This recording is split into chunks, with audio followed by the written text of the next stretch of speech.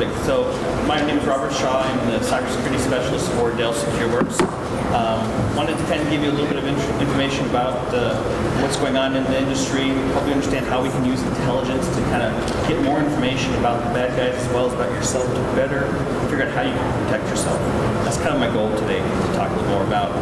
I was hoping to find a little bit more about you guys if possible. How many people here are faculty and staff that currently are basically employed for cybersecurity right now? How many are students currently that are looking at being in the cybersecurity industry? And how many people are here just to learn a little bit more about security? Perfect. Okay, good. That helps more. Yeah. Hey, just the camera.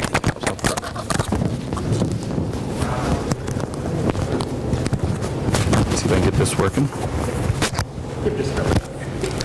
There we go. Perfect. That gives me a better understanding of what I'm talking to. I can decide if I want to go a little more technical or not, but we'll hopefully have a chance to kind of go into more detail. Just to kind of give you a better understanding of what we're going through is I thought I'd give you a little bit of information about who SecureWorks is, give you a little bit of information about why you want to look at intelligence, what you can gain from that information, some of the challenges that we're experiencing through the industry right now, what areas of threat management. Talk about some case studies that we've seen that's been going on and what we're doing to kind of help protect some of the situations. Talk about the kill chain. I don't know if you have heard this option to look at cybersecurity, but the kill chain is kind of a way to kind of better understand your threat and how to respond to it. And also, if we have time, we'll talk about some steps that you can kind of do to help your, when you actually do get employed and you're looking at cybersecurity, what things you can do to kind of focus on how to gain information about your own environment and how to protect it as well. Am I not loud enough? Okay.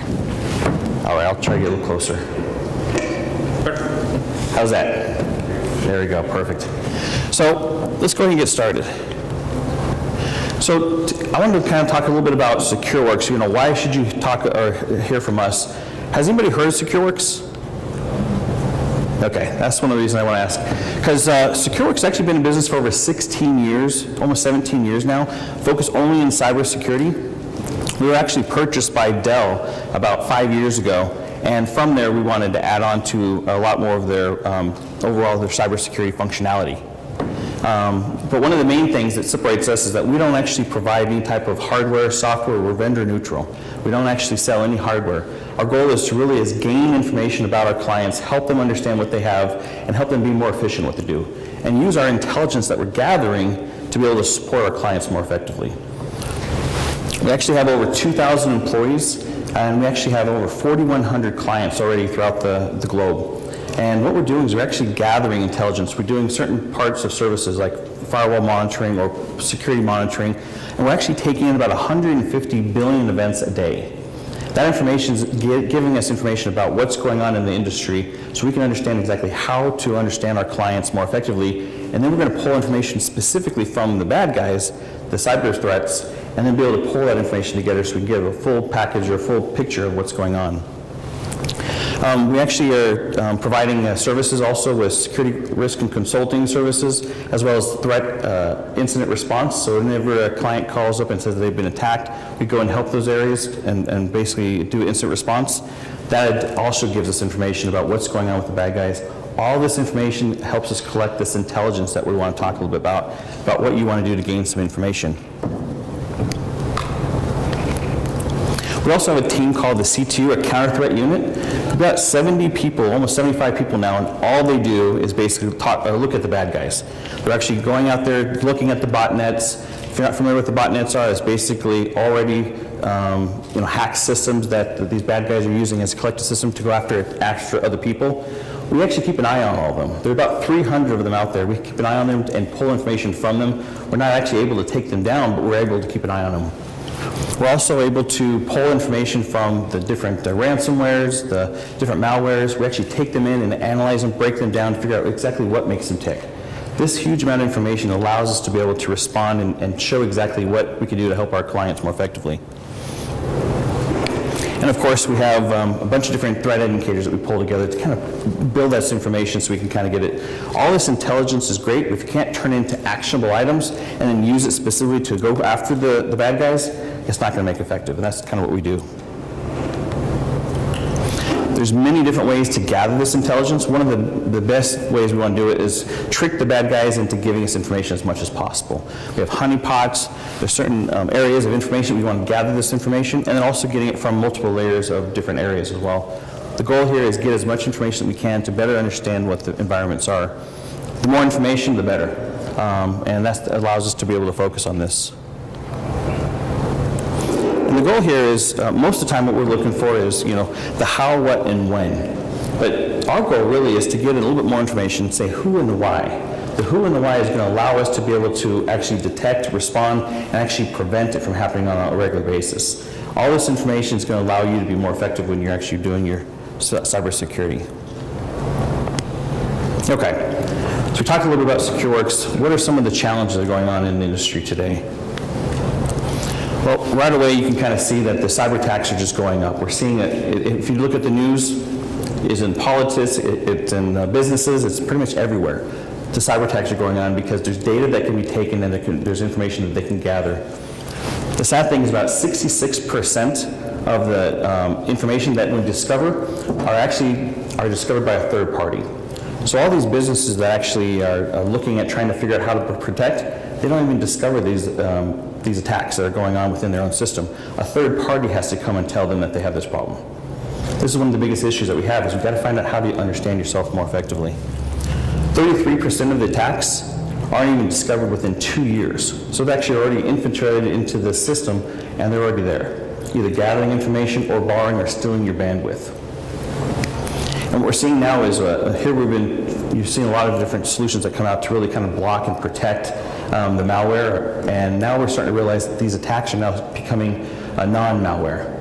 So they're actually using different tools to actually get into the system, turn off the malware so they can't be detected, and then they what we call live off the land, where they actually take over some user access and then basically use that information to travel around the system and go laterally. And that can't be detected through the malware. So there's got to be different ways to gather information about yourself to be able to focus more attention. And of course, when the breaches does happen, it's cost so much money. The business can't even afford it. It's out of control. We're looking at an average about $3.7 million in costs just to basically protect or respond and eradicate these types of threats.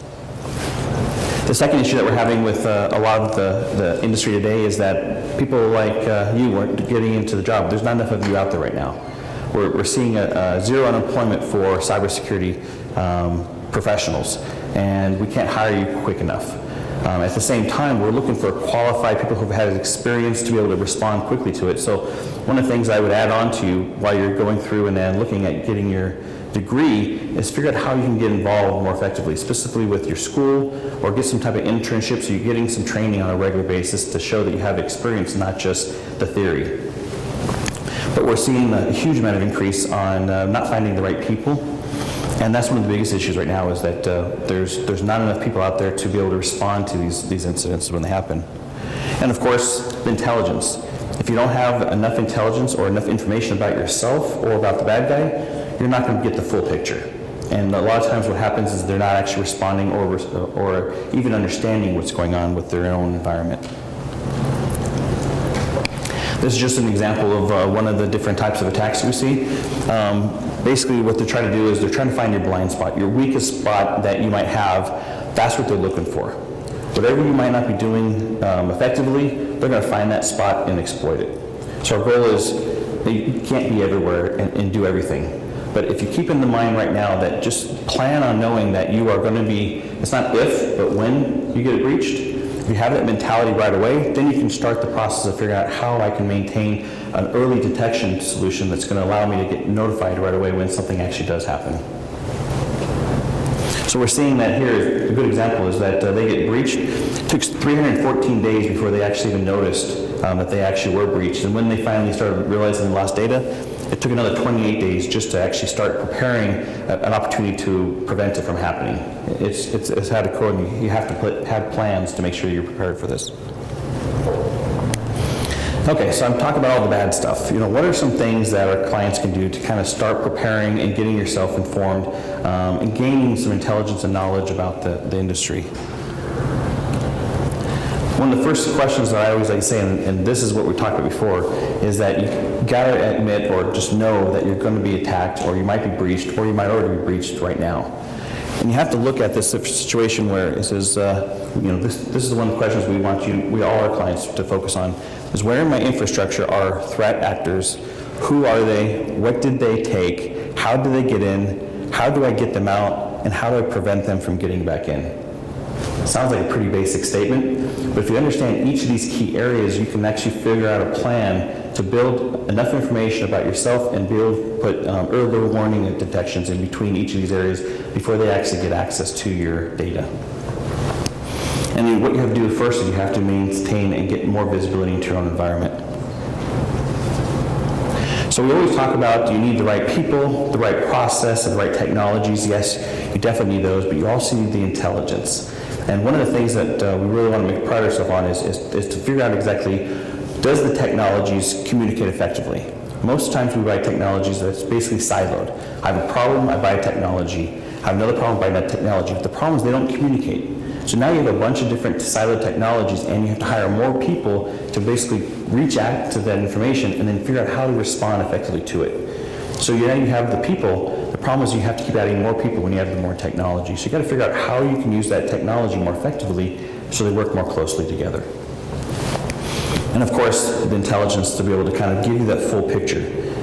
You got to make sure you have that piece as well. So one of the first things that we always talk with our clients about is to know yourself. It sounds basic, but most of the time, your environment, they don't know everything that's going on in their own environment. They don't know what devices that are in their environment. They don't know, BYOD, how many people are coming in on a regular basis. They don't know what systems that are currently in the system. You have to know a little bit more about yourself, and that's one of the things we pride ourselves on in making sure our clients start doing is build an asset management so you know exactly what's going on in your environment and start figuring out how you can build information that's pulling information from your environment. Like, are you doing your log analysis? Are you pulling all your logs and downloading and storing it on a regular basis? Do you know exactly what systems you have in place? Do you know what systems are at risk? Are you doing vulnerability scans on a regular basis? All these little pieces you have to know just to get information about yourself to get yourself prepared for when the attack actually happens. And of course, you need to know your adversary. We're hearing all these different things that are going on in the industry, but you really need to fine-tune, what specifically, if you're focusing in the banking industry, what's your adversary specifically looking at? If you're in the education, what is your adversary? You need to kind of understand all the different adversaries that you are looking at because they're coming at you. And it could be some basic attacks or it could be some pretty critical ones. So you have to know your adversary. Here's a little bit about some of the adversaries that we kind of break it down into kind of 4 key categories. The first one is just the individuals. Basically, the individuals are looking at specific high availability attacks where they want to get some information from it. It's usually individuals. We can sometimes call them kiddie scripts, where they basically are going out there and analyzing and going after certain information more for their own purposes, maybe for some fun, but they're still doing the damage. You have the hacktivists, and this is when they actually have an issue or they're trying to do damage. A lot of times they're focusing specifically on how to embarrass or to destroy specific information. They're going after, usually because of an issue. Then we have the organized crime. This is where they're focusing on how do I get money from the information that I steal.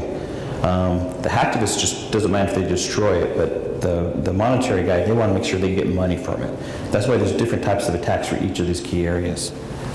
And then, of course, the nation states. That's where we're looking at where we want to steal information because we're going to make our nation better or our company better.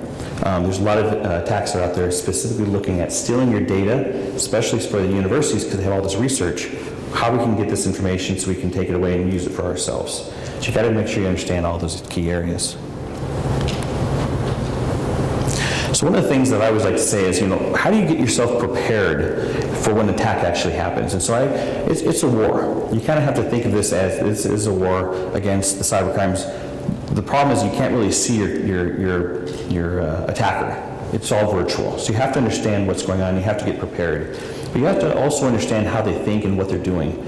So when they're actually going after an attack, or they have a plan to go after someone and their data, they have to think almost like a military person does, and they have to figure out, I'm going to have to do a kill chain. This is kind of a four-phase approach that we look at in the military when actually they go after a mission. They first have to identify the target.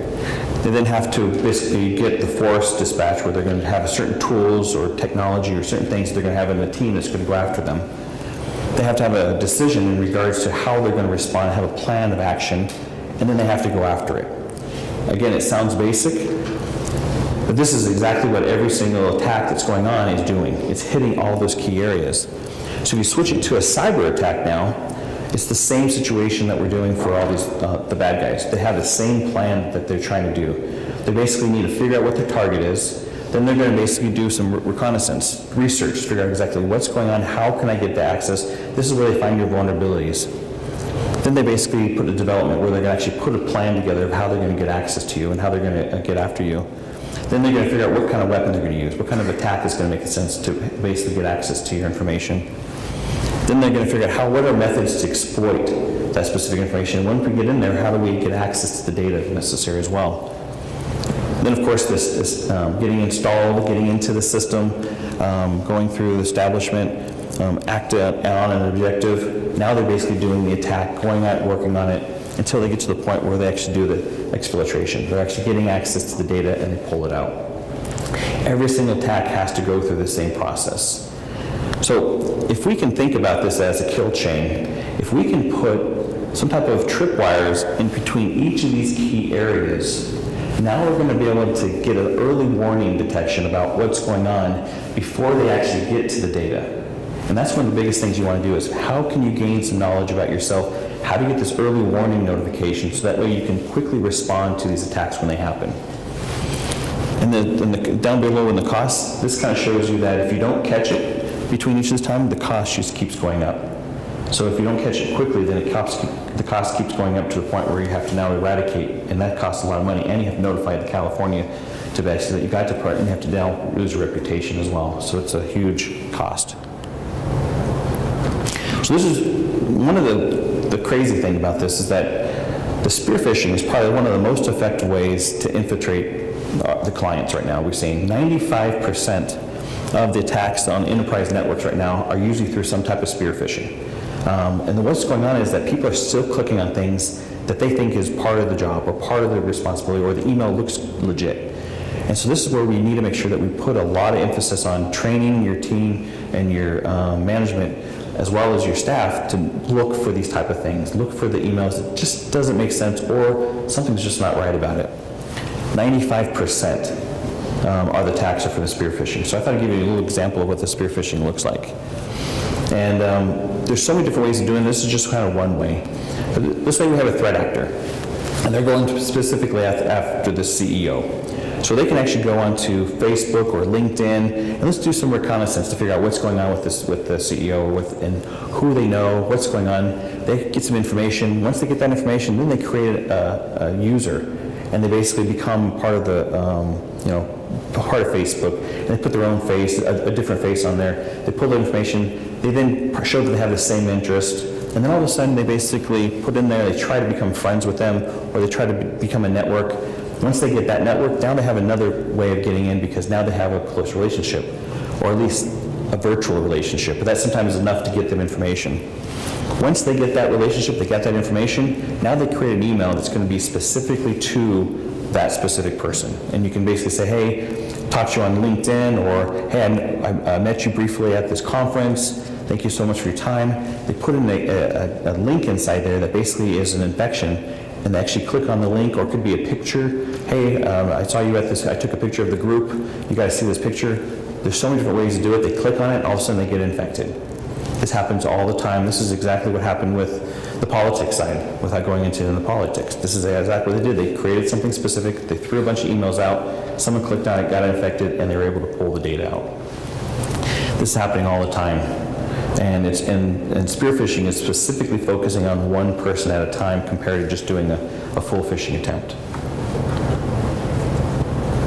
There are also other attacks that you kind of hear all the time. Ransomware. Ransomware is basically, a lot of times they don't care about keeping the data themselves. They want to just lock it down. So all of a sudden, it's the same situation. They do spear phishing, but when they get access, they basically lock down the system so you don't have access to it. A lot of times they don't care if they get access to it. They just want to make sure you don't have access to it until they pay money. So this happens a lot where they basically get you to pay money. And a lot of times they actually will give you the data if you pay the money because they want to have the reputation of, hey, if you pay, we'll go ahead and give you the money. And a lot of times we find out that 50% of people actually pay the money compared to actually taking care of it and doing protection. So we're seeing a huge amount of ransomware. And it's still coming out today because people keep paying. We're also seeing more and more attacks that are non-malware based. Basically, we're seeing that they basically get access to it instead of actually using a malware to infect. They actually get access using the different tools and functions if they have an administrator. Then they try to get administrator rights or user access rights, and they what we call living off the land. They basically just travel through the system, even though they're not doing anything aggressive yet. They're just kind of figuring out where they can go, get access to certain things, and once they get to certain things, then they might do a little bit more penetration, a little bit more aggressive attempts. And that way they're bypassing all the malware, all the different antiviruses and different solutions you're putting in place, they're bypassing that. So the goal here is to better understand your environment so you know how to prepare yourself. Okay, so here's one case study that we use. The thought process is, again, if we can basically put in place some type of tripwire to kind of use that information to respond quickly, then we can actually help prevent it. And using this intelligence can allow you to do that. So this is just one example of a situation where someone got infected, and it actually took basically 1 month before they even acknowledged it, which is actually pretty good. It took a while for them to actually really realize something was going on. But what happened is they actually got inside the system, they got access to the data, they turned off all their functions and just sat there for a full month until everybody walked away and thought it was all clear. Then they came back and really grabbed all the data at one time and made a huge change. And it took a month before the loss begins, and it took 2 weeks to exfiltrate, and then it took 6 weeks before the threat actors were actually getting access. So if we could just basically get some type of early warning right in the beginning, we can actually help prevent this. So here's just a couple examples. There's basically 7 different things they had to do to go through just to get that data. And the situation is most of the time, a lot of companies don't have these little areas to kind of gather this information. They had to go through all these different areas. I won't go into all the details on each one of them, but there's different tools that you can do to get through to make sure they go through that kill chain to get all the way to the point where they now have access to the data. They turn themselves off so they don't get notified, and then they wait, and then when they finally have the time, they take all the data they want because no one's prepared for it. And some of the tools, you can actually block or be detected in these key areas. And this is something that you can do right away and you can actually put in place to help analyze that information. So this is kind of just showing you a little bit example of pulling this information and finding out how it can work directly into your network, into your endpoint solution. That way you can kind of pull some information directly out of it. One of the things we're trying to do on a regular part is to get yourself an early warning detection, to analyze that information quickly and then respond to it effectively. And by having these little pieces in place, you can actually do that. One of the best ways of doing this is what we call our advanced endpoint threat detection. You can actually pull data from that information. You can use Carbon Black, you can use Red Cloak, there's different solutions out there. You gather this information on a regular basis and then you basically analyze it. And you need someone that has the time to actually analyze the data, because if you have a bunch of alerts, you don't know what's important, what's not. That's the key part. You got to know what's exactly important to how to respond effectively. And the goal here, of course, you want to reduce exposure, you want to minimize your loss, and increase your confidence of your team. And sometimes it's not about finding or blocking the malware. It's more of detecting the bad guy and what they're doing, the behavior that they're doing, and so you can understand what they're doing, what they're accessing. So we kind of give a different mindset. You always think about block and detect and protect, but really I start thinking is maybe you need to just pull information from the bad guy more so you can figure out what they're doing and why they're doing it, and then you can kind of quarantine that situation, and then you can actually do something about it. So there's ways that you can kind of put that through. We're doing on time. So we want to talk about disrupting the kill chain. We kind of showed one example of disrupting the kill chain. I kind of broke down, what are different tools that you can buy in place or services you can put in place to kind of help disrupt the kill chain as well. In the beginning, by knowing your adversary, there's some key areas. The threat intelligence we talked about can actually give you information about your own environment. Vulnerability management services, so I don't know if you're doing any type of vulnerability scanning. There's Qualys, Nexus, there's different Rapid7, there's different methods out there that can pull information about that, can give you one piece to it. Security awareness training, this is huge. I don't know why most corporations aren't doing this, and even the schools aren't doing this, because people keep clicking on the things. If you're not doing some type of training on awareness, then they're not going to know what to look for, and they're clicking on it. Targeted threat hunting. This is something that we're starting to do a lot more, where companies are like, I don't know if I'm infected, it's just we have a lot of problems, what's going on? We actually go out there and actually do what we call threat hunting. So we actually put devices or agents on the different endpoints. We pull the information from the bad guy to figure out where they're at, what's going on, because you can't eradicate them all one at a time. You have to eradicate them all at one time. This now gathers all that information about where they're at, what's going on, and we help eradicate them all at one time. This is a great way to at least let the person know, hey, yes, you are infected, here's what we see, here's what they're having access to, and what we can do about it. So this is a great way to kind of do some type of threat hunting. And of course, cyber attack simulation. A great way to do this is basically do some type of tabletop testing.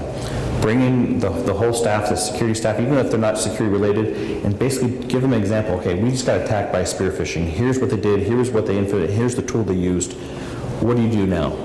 And if you don't have a plan to show how you respond to that, we need to make a plan.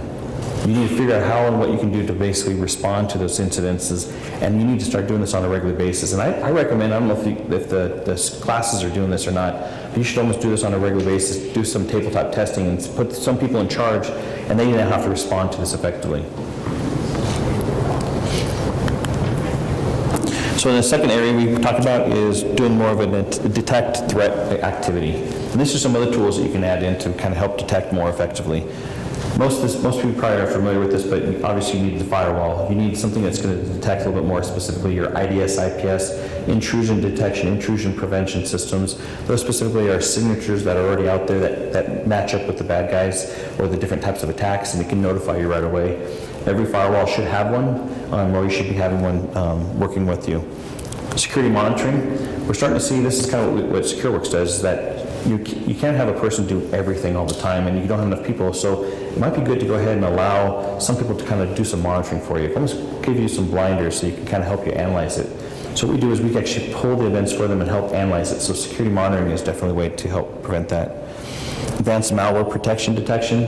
This is a little bit more of a sandbox technology. I don't know if you're familiar with what that is, but basically we analyze the data while it's coming in. It could be email, it could be traffic for web, and we actually, anything that comes in that's being downloaded, we check it for malware. And if it looks suspicious, we put it into a sandbox, we detonate it, analyze it, and say, yes, this is a situation we need to block, and then we actually create signatures right there on the spot so we can then block it on an ongoing basis.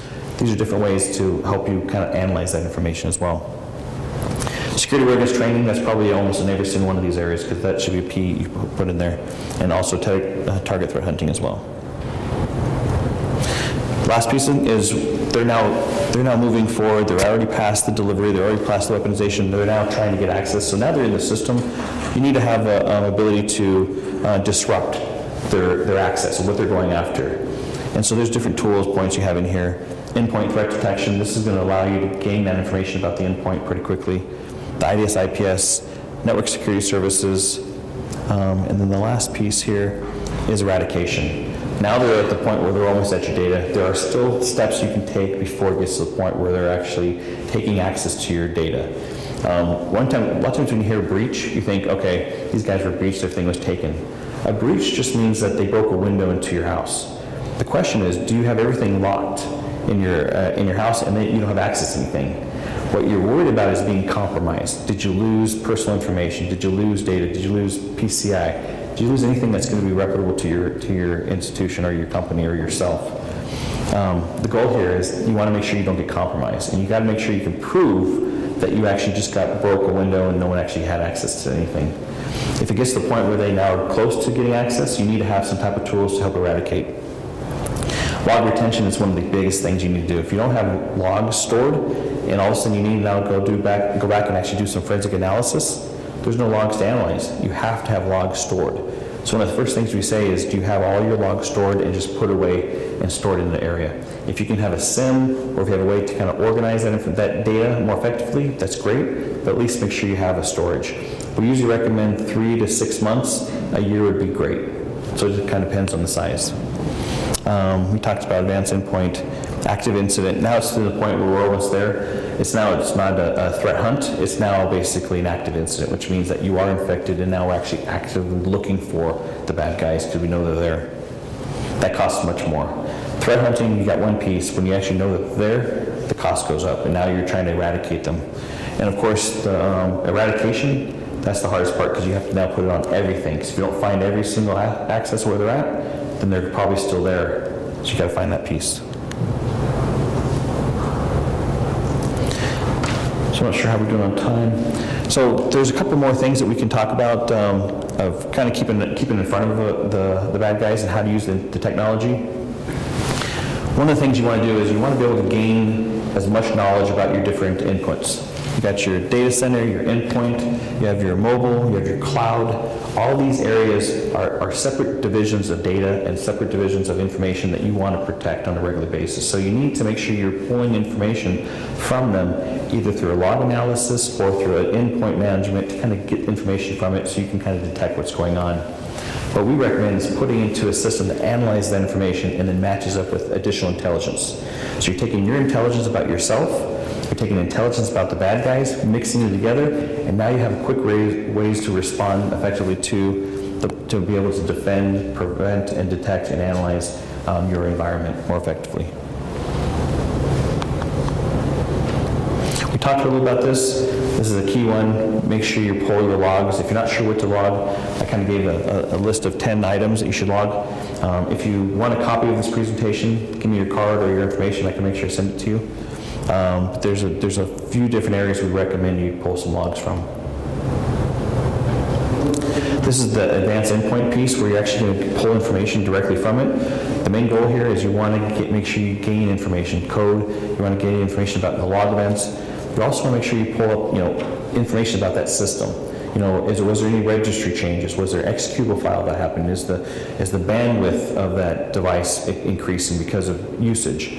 Anything that stands out of the ordinary are alerts that you want to be aware of, because anything out of the ordinary means that someone's either doing something they're not supposed to, or someone's accessing your devices. This is great information you want to make sure you put together.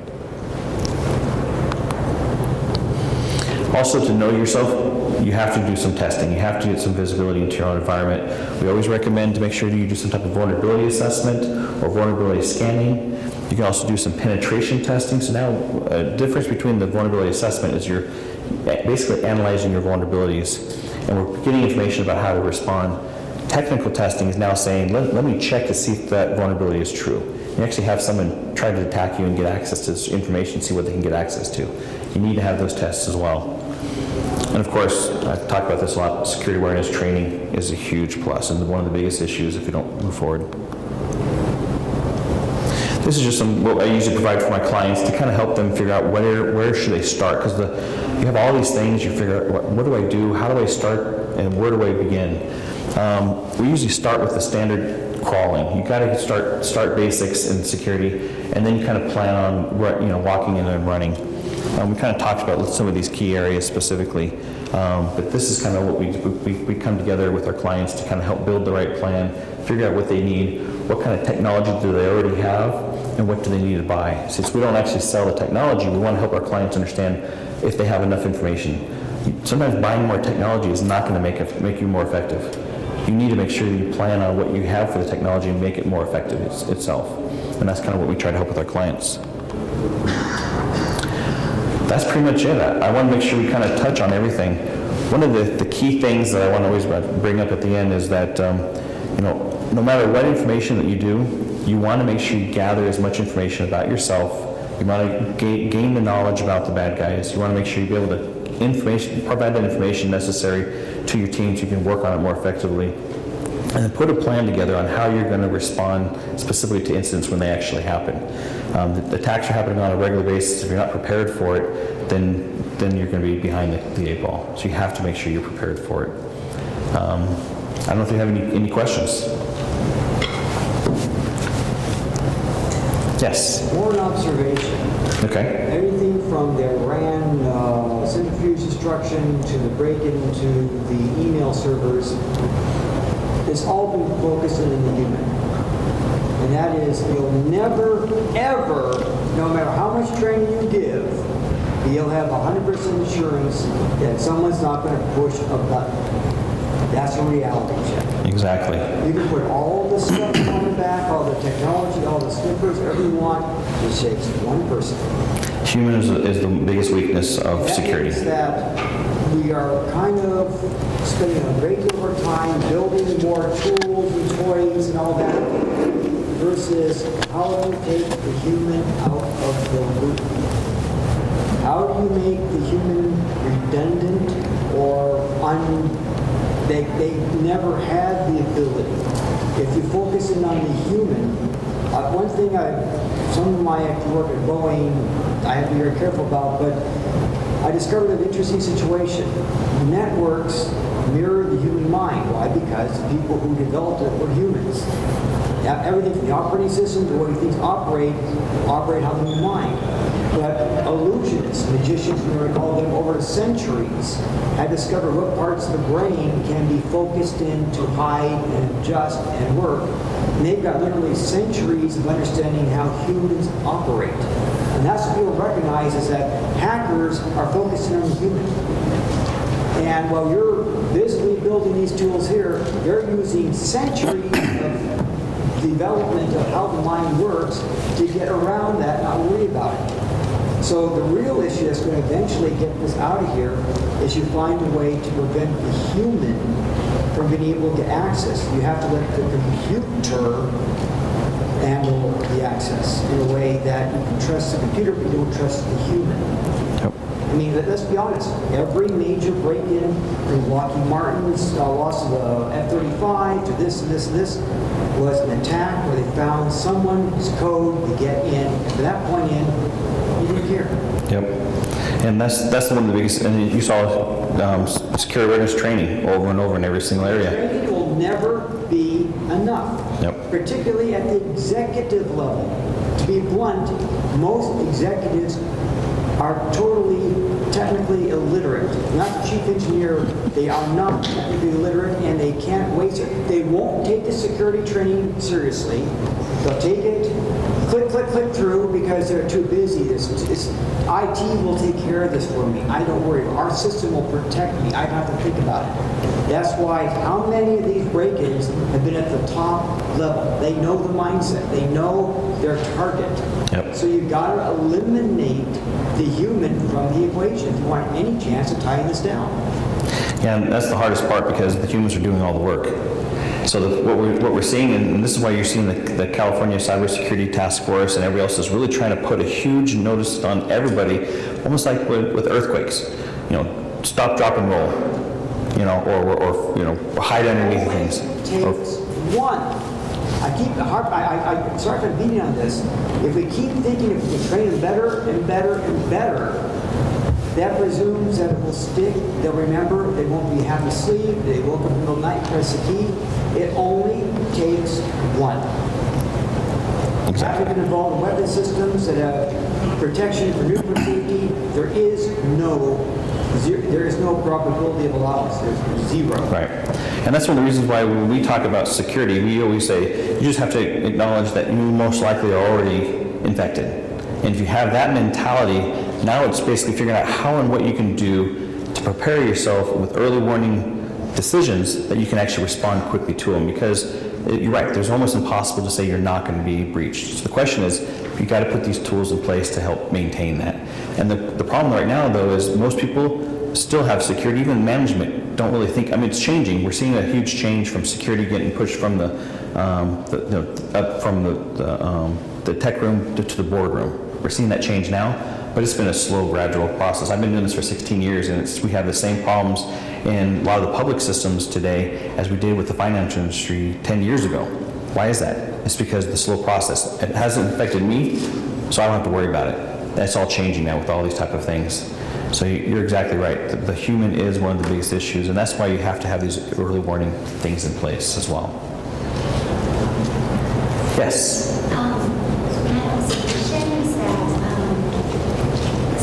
cybersecurity is kind of new emerging opportunities. But my observation is that in different countries worldwide, in America, maybe it's more taking more, how to say, higher priority than the other countries. Like I come from China, I'm not sure. So I want to ask you to share your experience of cybersecurity worldwide in different countries, how they how to say, Is it as important for them? yeah, kind of experience sharing. Yeah. The question was, what about other countries, and is cybersecurity become more important to a lot of these other countries, or are they becoming? Which industry will be kind of have more opportunity? Which area in the world has more opportunities? Where the opportunities are? To implement. Okay. So basically, we're seeing a huge increase for cybersecurity all over the world, and it's in all different areas because, again, there's not enough people doing the work. So one of the things that we're seeing, just SecureWorks in general, we're growing huge in Asia as well as in Europe because they're having the same problems. Even though they all have their own individual problems, we're still seeing a huge increase in that information. And what we're noticing that the attacks that are happening in Europe are the same attacks that are happening in the U.S. It's the same technology, the same different things. It's just coming from different areas or from specific areas as well. So we're seeing a huge amount of information. There's so many different areas of cybersecurity that you can get into. Obviously, the engineering side, the software side, and then also the human side, the analyst side, being able to analyze the data. There's so many different aspects. You need to have all three to really be able to be successful in security as well. I don't know if I hit that question for you or not, but. Good. Was there any other questions? Yes.